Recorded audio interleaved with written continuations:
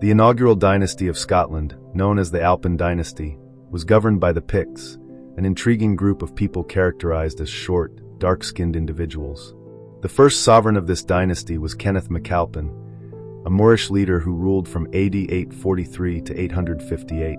Notably, Scottish archaeologist David MacRitchie highlighted that during the 10th century, Kenneth's father, Alpin, was of mixed heritage, being half-black Pict and half-black Scots.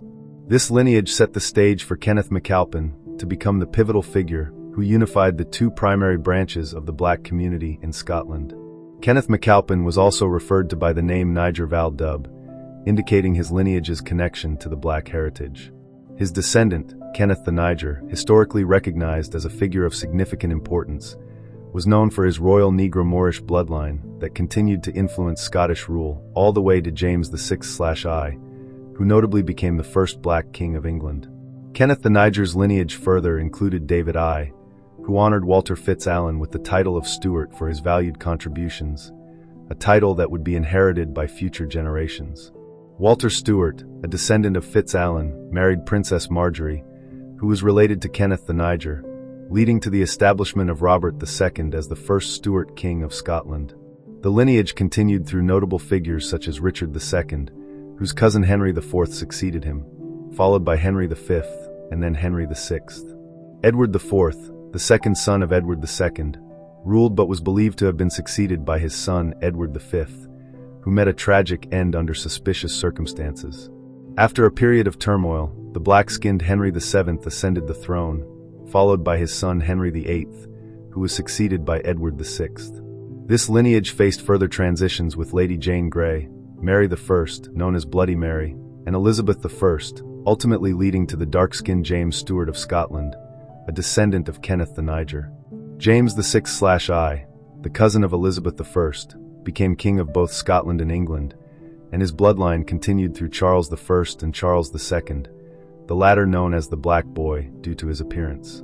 Charles II's lineage continued with James II/VII and his daughter Mary II, who ruled alongside her husband William III/II. The subsequent reign of Anne, known for her unconventional personal life, was followed by George I of Hanover, whose lineage was traced back to Kenneth the Niger. George I's son, George II, was succeeded by his grandson George III, who married a black queen, Sophia Charlotte, further intertwining the royal bloodlines. George III descendants, including George IV and William IV, eventually led to Queen Victoria, whose Moorish ancestry persisted through her son Edward VII, who transformed the royal title to the House of Windsor. It is crucial to understand that the royal lineage of today's Queen Elizabeth II can be traced back to the 10th century Scottish King Kenneth Dub, whose noble heritage is linked to Kenneth MacAlpin. The historical narrative of Europe, particularly regarding its Negro royal lineage, has been systematically obscured and rewritten post the 18th century, particularly after the French Revolution. The efforts to erase the evidence of early Negro African dominance in Europe included the destruction and alteration of royal portraits and other artifacts, aimed at concealing the fact that many European nations were once ruled by individuals of African descent. Every nation in Europe once had a royal house of Negro ancestry, a legacy that was notably diminished after the French Revolution.